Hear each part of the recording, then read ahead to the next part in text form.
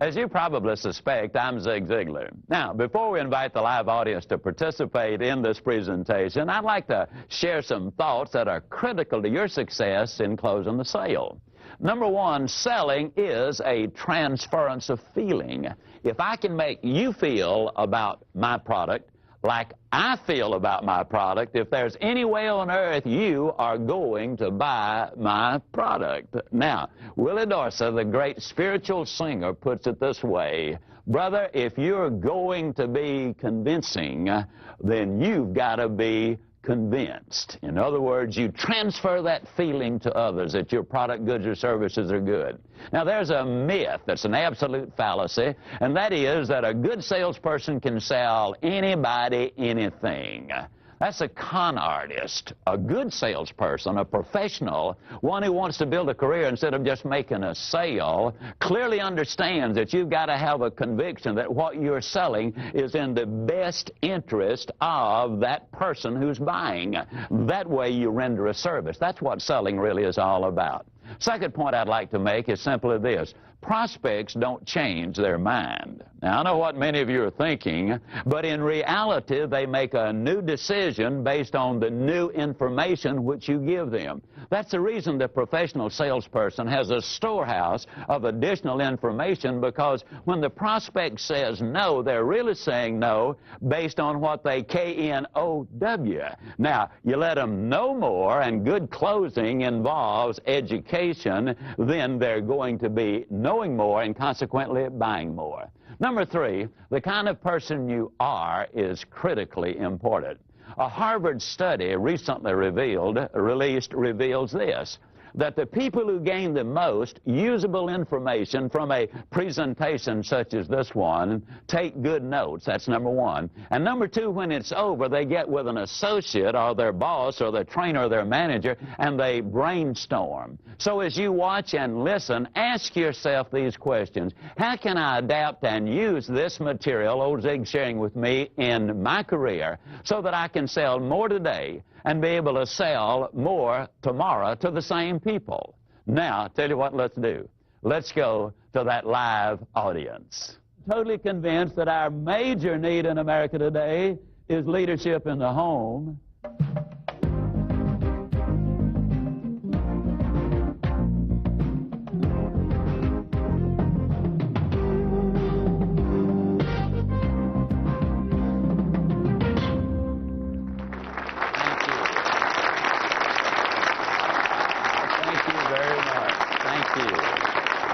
Goodness alive. All right.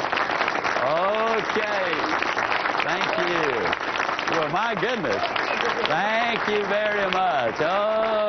Okay. Sometimes when people stand up on me before I get started, I'm afraid they're about to leave me, so I'm glad to see you sit down. Now, I'm going to be asking questions as we go along. The first three closes involve selling you on what you do. Now, selling, and so I call this one the persuasion close. As I ask you these questions, some of them are kind of simple, but please do me a favor and respond to them. How many of you sell a pretty good product? Can I see your hands, please? All right. How many of you sell a extraordinarily good product? Can I see your hand? How many of you, ladies and gentlemen, sell a product that serves or solves a problem? Can I see your hand? How many of you believe that when you sell a product that solves a problem, you deserve a profit?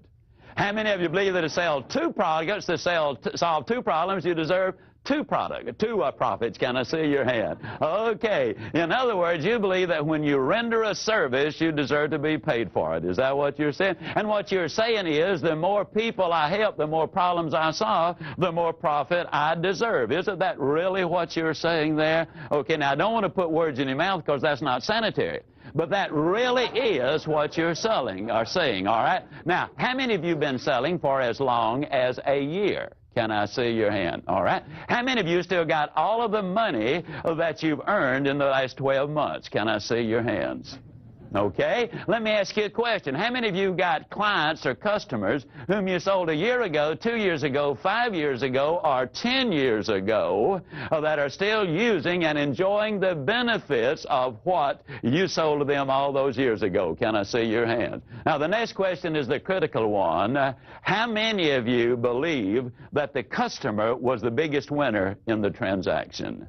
All right, then if that is the case, is the sales process something you do to somebody, or is it something you do for somebody? Now, when you understand that, you're in position to begin to close the sale. Now, let me tell you what I just did. I just did something that is extremely important in selling. You know, a lot of times we convince people that our product, goods, or services are the best, but we don't persuade them to take action. How do you persuade? Well, let's go back in history and look at a couple of gentlemen named Aristotle and Galileo. Aristotle was a brilliant man, but he came up with a very foolish concept. He believed that if you dropped two weights of different sizes but made out of the same material, that they would fall at different rates of speed. That's what they taught at the University of Pisa for years and years and years. And then a young whippersnapper named Galileo came along, and he said, that's crazy. The students and professors said, why, you're off your rocker. Why, Aristotle said, and he said, well, let's go to the top of the Leaning Tower of Pisa, and let's take a look and see. He took two different sized objects of the same material, he dropped them, and they obviously fell at exactly the same rate of speed. He had convinced them beyond any doubt that what he was saying was absolutely right. But he did not persuade them to take action. Now, what am I getting at? How do you persuade people? You don't persuade people by telling them. You persuade them by asking them.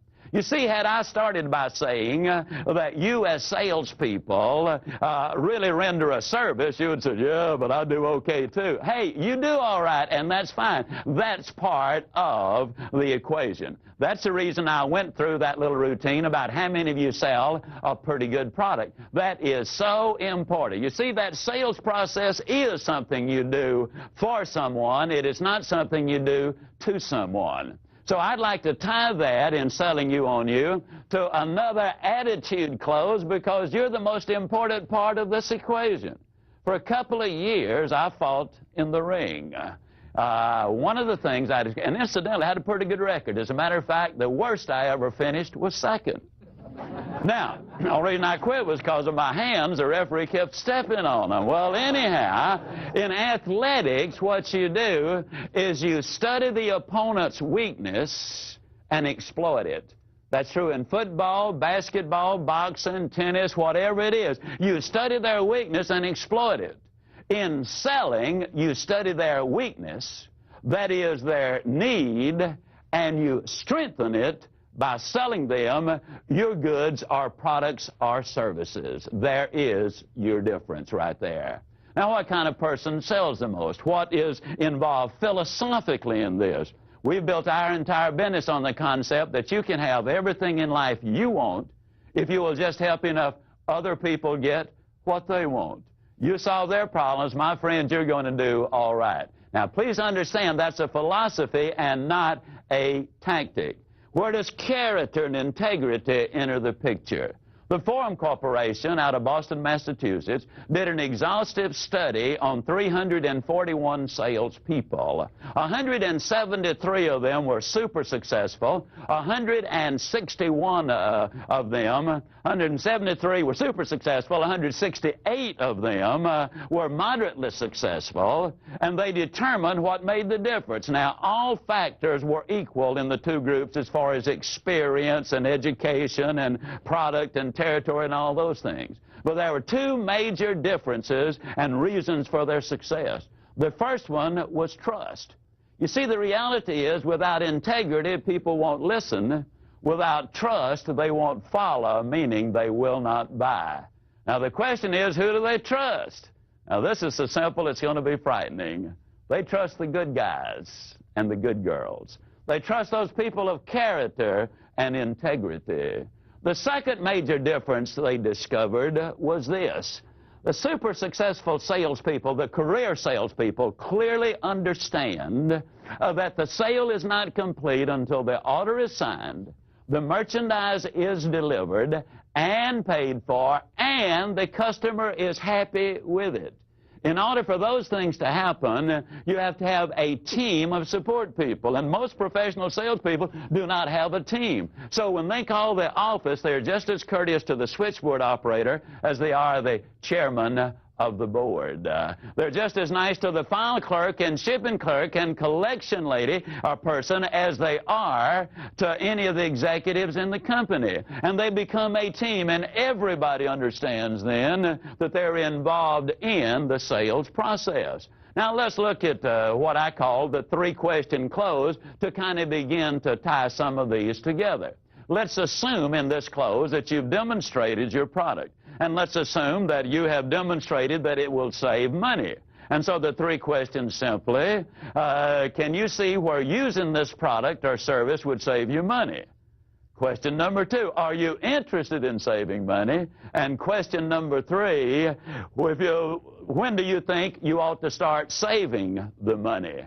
Now, exactly the same question will go with time and work and health. Can you see where this would be good for your health? Are you interested in taking care of your health? If you were ever going to start taking care of your health, when do you think would be the best time to start? That's the immediacy, having them into action right now. Let me give you a specific example of how that works. Don Gerald from Garden Grove, California, represents a very fine, accredited vocational college.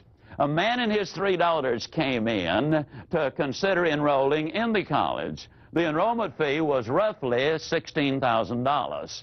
Now, that's a pretty nice little piece of change. But Don had already determined that the man could well afford it, so he knew that price was not the problem. But he knew in order to persuade him to take action, he had to ask him questions that would lead him to the decision table, not run him or force him at the decision table. So he asked him very simply, do you invest in the stock market? The man said, well, as a matter of fact, I do. Then he said, do you consider the funds needed to put your daughters through school an investment or an expenditure? Now, I want you to notice he's tying the head and the heart together. Now, let me emphasize a point. People do make emotional decisions, but if you got some logic behind it, your chances of getting the sale are dramatically higher. Well, the man obviously said, well, I consider it an investment. Then very quietly, Don Gerald said, and how much are your daughters worth as an investment? Now, what I'm encouraging you to do is to think in terms of adapting these and other questions to fit your product, goods, or services. Now, we look at the alternate of choice close here, and you will see that one will come up a number of times under several different circumstances. But let me encourage you, always think in terms, as I make a presentation or give you a close, think in terms of how can I use this, adapt it, adjust it to fit my particular goods, products, or services? How can I use this to fit my situation? That's the reason that brainstorming and thinking it through is going to be so enormously important. First time I heard of alternate of choice was old Elmer Wheeler many, many years ago. You know, he was a man who said, sell the sizzle and not the steak.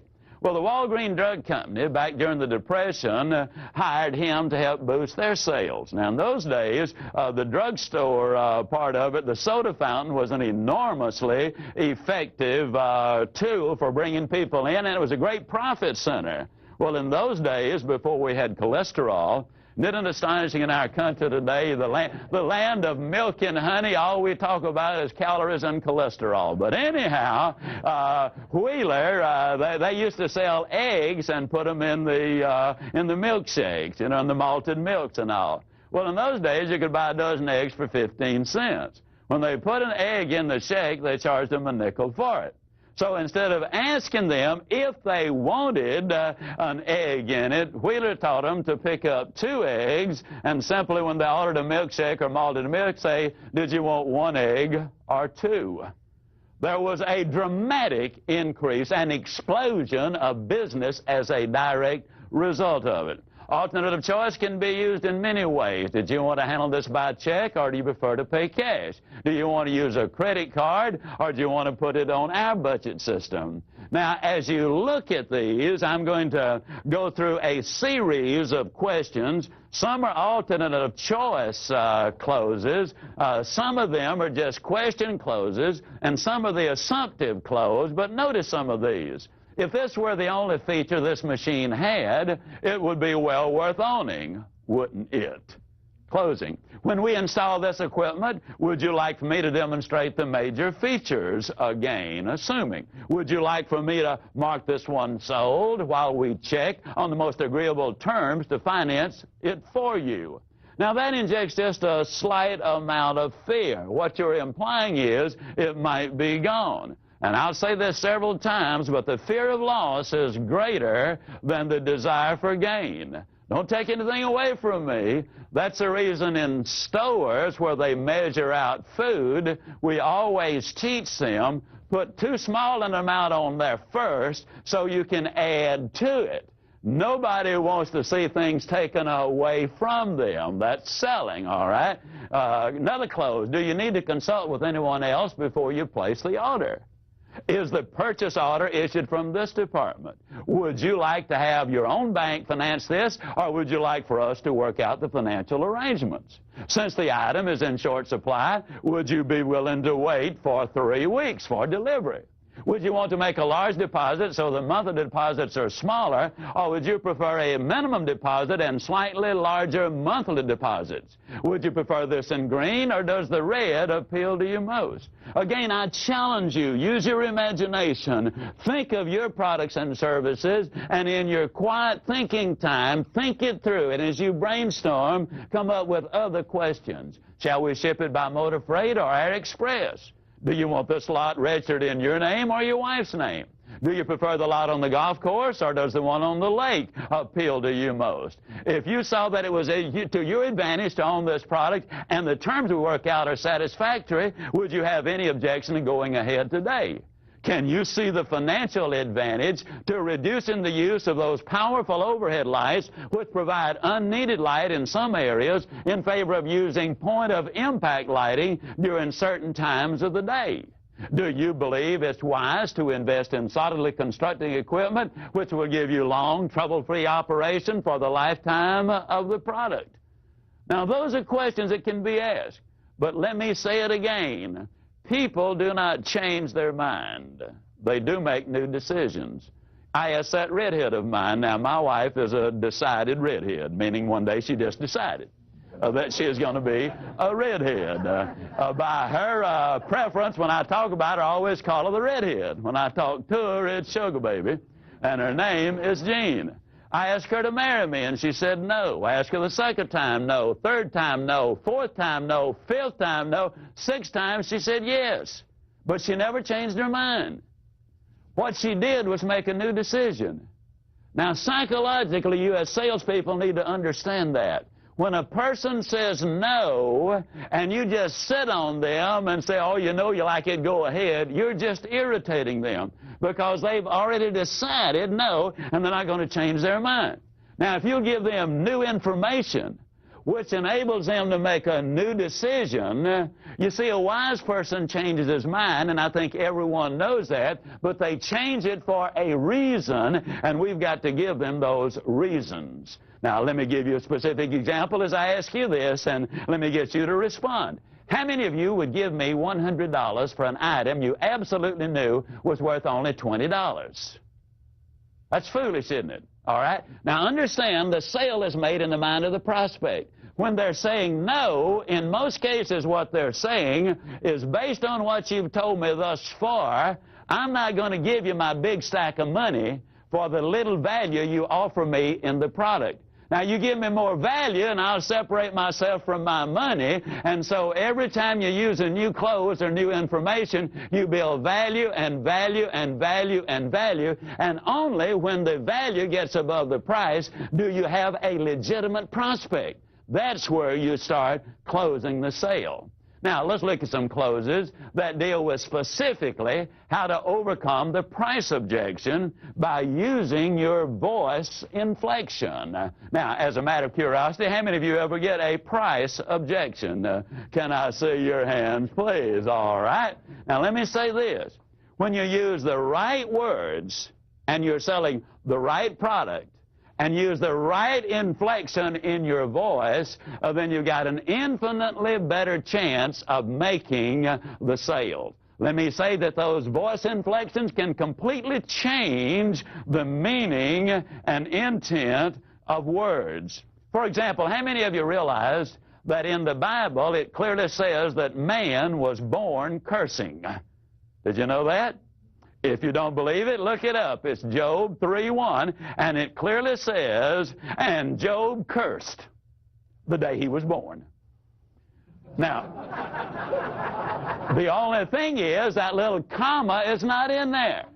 When you took the comma and put it in, that completely changed the meaning.